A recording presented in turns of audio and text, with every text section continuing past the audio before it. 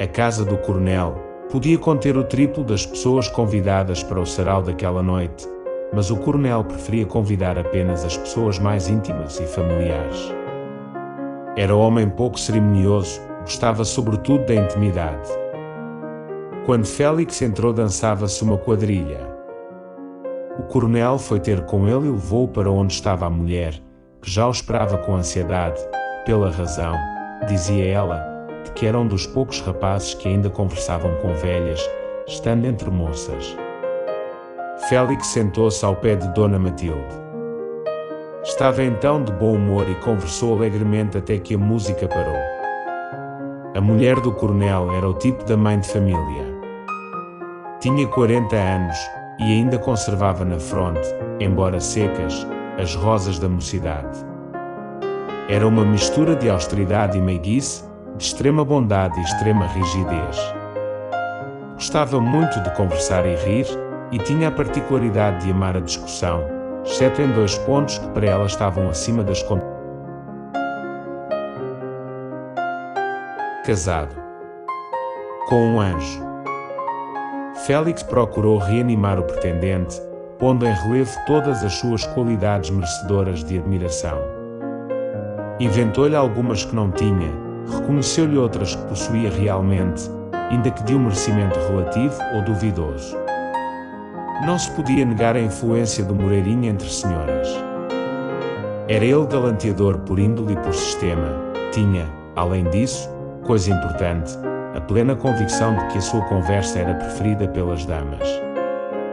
Ninguém melhor do que ele sabia lisonjear o humor próprio feminino, ninguém prestava com mais alma esses leves serviços de sociedade, que constituem muita vez toda a reputação de um homem. Dirigia os piqueniques, comprava o romance ou a música da moda, encomendava os camarotes para as representações de celebridades, levava os pianistas aos saraus, tudo isso com um modo tão serviçal que era de se ficar morrendo por ele. Félix voltou à sala quando se dançavam os últimos passos da quadrilha. Lívia estava esplêndida de graça e elegância. Nenhuma afetação nem acanhamento, seus movimentos eram a um tempo desembaraçados e modestos. O médico procurou ver se o doutor pretendente estaria nas graças da moça, mas ele dançava do mesmo lado em que ela estava, os olhares não podiam encontrar-se. Um sobrinho do coronel indicou-lhe a mulher do Batista.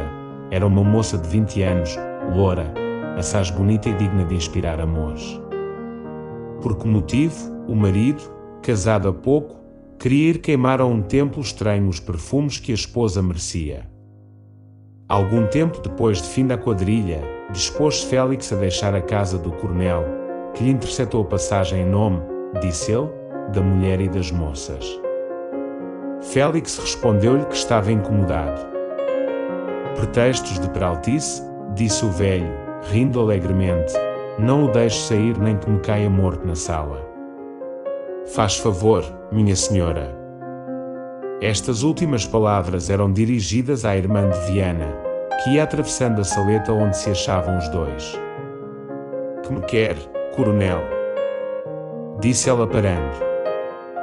Um favor apenas. Retenha-me este senhor, se quer ir embora. Não tenho forças para tanto.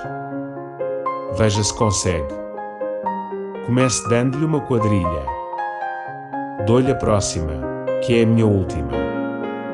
Também se vai embora. Também. É uma debandada geral. Vou mandar trancar as portas. O coronel afastou-se depois desta ameaça. Félix deu o braço a Lívia e foram sentar-se num sofá que ficava próximo.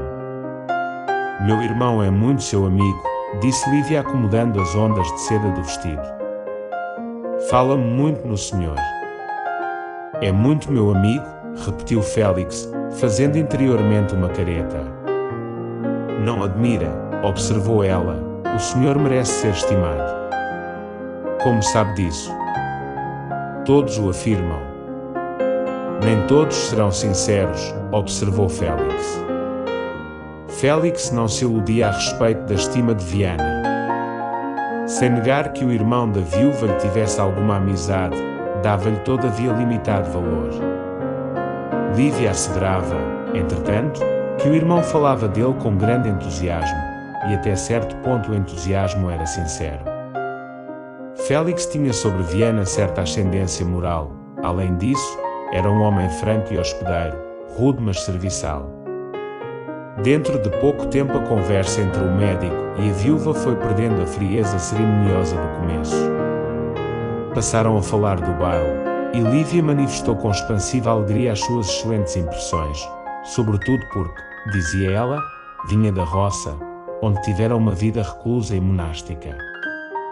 Falaram naturalmente da viagem que ela pretendia fazer. Confessou ela que era um desejo antigo e várias vezes diferido. Não pense, acrescentou Lívia, que me seduzem unicamente os esplendores de Paris ou a elegância da vida europeia. Eu tenho outros desejos e ambições. Quero conhecer a Itália e a Alemanha, lembrar-me da nossa Guanabara junto às ribas do Arno ou do Reno. Nunca teve iguais desejos. Estimaria poder fazê-lo, se me suprimissem os incomodos da viagem, mas com os meus hábitos sedentários dificilmente me resolveria a isso. Eu participo da natureza da planta. Fico onde nasci. Vossa Excelência será como as andorinhas, e sou, disse ela reclinando-se molemente no sofá. Andorinha curiosa de ver o que há além do horizonte. Vale a pena comprar o prazer de uma hora por alguns dias de enfado.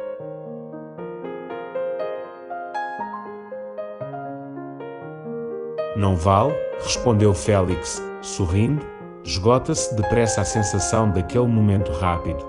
A imaginação ainda pode conservar uma leve lembrança, até que tudo se desvanece no crepúsculo do tempo. Olhe, os meus dois polos estão nas Laranjeiras e na Tijuca. Nunca passei destes dois extremos do meu universo. Confesso que é monótono, mas eu acho felicidade nesta mesma monotonia. Lívia entrou a combater isto que lhe parecia um insigne paradoxo, mas sem que nenhuma de suas palavras mostrasse a mais leve sombra de pedantismo.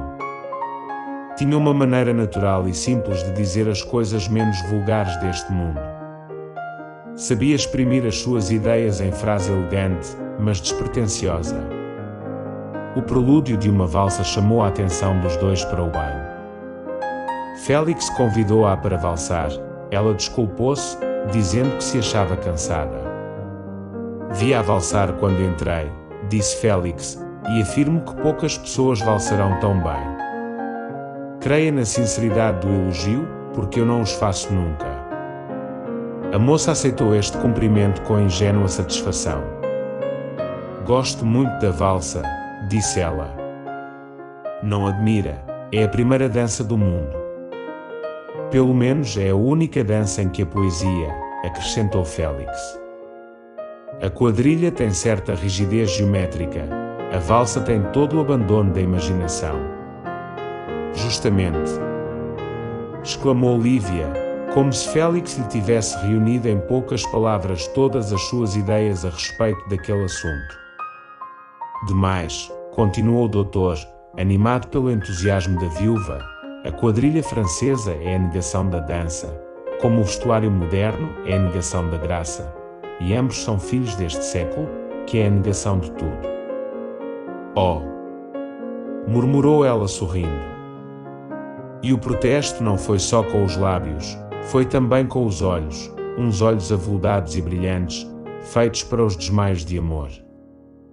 Félix começou a sentir-se bem ao lado daquela moça, e esquecendo de boa vontade a festa em que só aparentemente figurava, Alice demorou longo tempo com ela, alheio aos comentários estranhos, toda entregue ao capricho do seu próprio pensamento. Todavia, escapou-lhe, no meio da conversa, não sei que frase de melancólico ceticismo que fez estremecer a moça. Lívia olhou para ele e depois para o chão, parecendo tão absorta que nem deu pelo silêncio que se seguiu ao seu gesto e às palavras de Félix. Este aproveitou a circunstância para examiná-la melhor. Lívia representava ter 24 anos. Era extremamente formosa, mas o que lhe realçava a beleza era um sentimento de modesta consciência que ela tinha de suas graças, uma coisa semelhante à tranquilidade da força. Nenhum gesto seu revelava o amor próprio geralmente inseparável das mulheres bonitas. Sabia que era formosa, mas tinha para si que, se a natureza se havia esmerado com ela, era por uma razão de harmonia e de ordem nas coisas terrestres. Afeiar as suas graças parecia-lhe um crime, tirar orgulho delas, frivolidade. Félix examinou-lhe detidamente a cabeça e o rosto, modelo de graça antiga. A tez, levemente amornada, tinha aquele macio que os olhos percebem antes do contato das mãos. Na testa lisa e larga, parecia que nunca se formara a ruga da reflexão.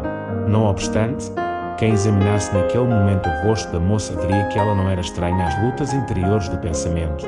Os olhos, que eram vivos, tinham instantes de languidez. Naquela ocasião não eram vivos nem lânguidos, estavam parados. Sentia-se que ela olhava com o espírito. Félix contemplou-lhe longo tempo aquele rosto pensativo e grave, e involuntariamente foram-lhe os olhos descendo ao resto da figura. O corpinho apertado desenhava naturalmente os contornos delicados e graciosos do busto. Via-se ondular ligeiramente o seio túrgido, comprimido pelo cetim, o braço esquerdo, atirado molemente no regaço, destacava-se pela alvura sobre a cor sombria do vestido, como um fragmento de estátua sobre o musgo de uma ruína. Félix recompôs na imaginação a estátua toda e estremeceu. Lívia acordou da espécie de letargo em que estava. Como também estremecesse, caiu-lhe o leque da mão. Félix apressou-se a apanhar-lhe. Obrigado, murmurou ela distraída. Depois, parecendo envergonhada daquele longo silêncio, pretextou um incomodo nervoso, levantaram-se e dirigiram-se ao salão. Ali, no meio da conversa e do bulício, readquiriu ela o império de si mesma, e conversaram largamente com volubilidade e galanteria.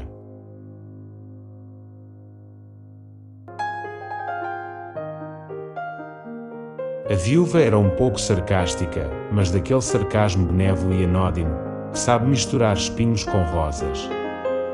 Pela primeira vez Félix a conhecia, porquanto apenas a tinha visto 2 vezes, e não basta ver uma mulher para a conhecer, é preciso ouvi-la também, ainda que muitas vezes basta ouvi-la para a não conhecer jamais. Lívia demorou-se em casa do coronel mais tempo do que prometera, milagre devido ao doutor, dizia Viana. O certo é que o resto da noite quase não existiram para ninguém mais. Não passou isto sem que o notassem alguns lábios despeitados. Um cavalheiro disse a uma senhora: "Não lhe parece que de Lívia tem um gosto deplorável?" A senhora arregaçou levemente a ponta esquerda do lábio superior e respondeu: "O Félix não o tem melhor." A viúva saiu no meio de um geral murmúrio de curiosidade. Félix não se demorou muito tempo mais. Meteu-se no carro e foi para as Laranjeiras.